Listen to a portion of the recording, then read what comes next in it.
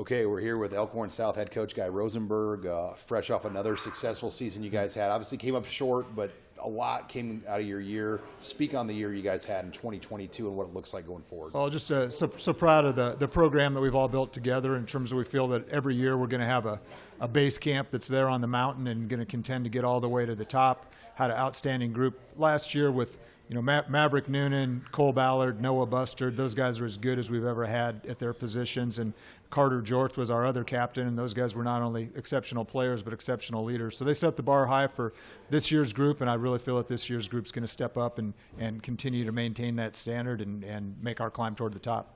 Well, and you've got some key pieces, particularly on the line of scrimmage and at quarterback, that you can really build off of going forward. And let's start on the line of scrimmage. Right. Ashton Murphy already with Colorado and Nebraska offers, and we knew a year ago that this guy had the potential. You talked about his work ethic, and here we are a year later where he's at. What has he done to really get the notoriety he's received? Well, he's a great weight room guy, and I think in the weight room that really demonstrates that not only the strength but the explosiveness and flexibility. That showed up last spring too. The guy had never been out for track before, never picked up a shot put, and he goes out and wins the Metro as a sophomore. I think that really got college coaches' attention there, and just really felt that he's a Division I kid, and once that first offer came in that it would be a bunch of dominoes falling, and that's been the case. As soon as Northern Iowa and Colorado jumped on, well, Nebraska followed closely after, and I think that there will be a lot more offers to come. Ashton, fresh off getting a Nebraska offer, a Colorado offer, and a lot of other teams on the radar, how much has life kind of changed for you in the last couple of weeks? It's changed a bit. I've got talking to a lot of new people now,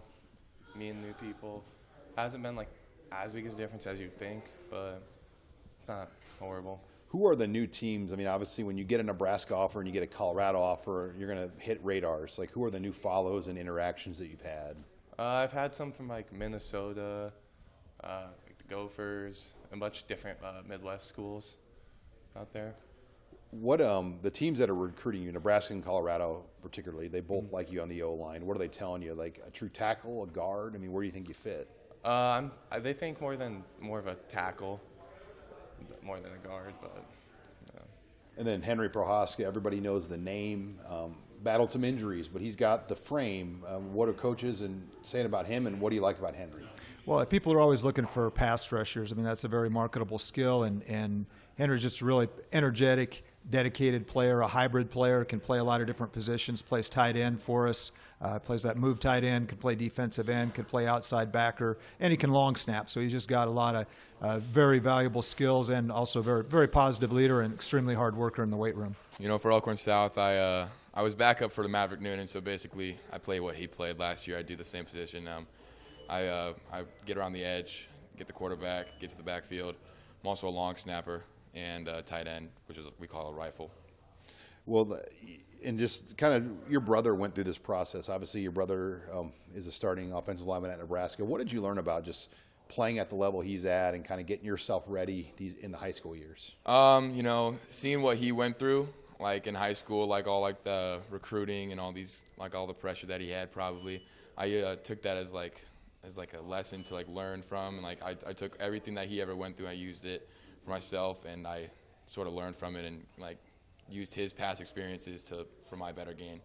As far as the recruiting process goes for you, obviously Nebraska, South Dakota State, Northern Iowa, I mean, it's very early, but where are you at right now in that process? Like right now, I'm talking to coaches. You know, I'm going as many junior days as I can get to. I'm getting some invites, so any invite I get, I'm glad to go, grateful for anything, so that's where I'm at right now. And then you've got Carson Major at quarterback, and you've had a lot of good quarterbacks, but he just strikes me as a little different, and he's got some physical traits and leadership intangibles you can tell. What do you like about what Carson's done? Well, I mean, just that he's a complete quarterback. I think it's going to be a similar thing as we talked about with Ashton. I think that once that first D1 offer comes in, I think a lot of them are going to come in rapid succession. I mean, he's got height, athleticism, great decision maker. He can throw the deep post. He can throw the deep comeback.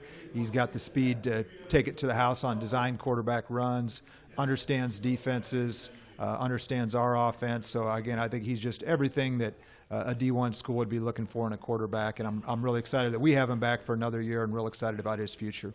I think it's no drop back from what we had last year. We have a lot of guys coming back, a lot of talent, everyone that's playing has got reps in last year, so they're all experienced, and I don't see any setback.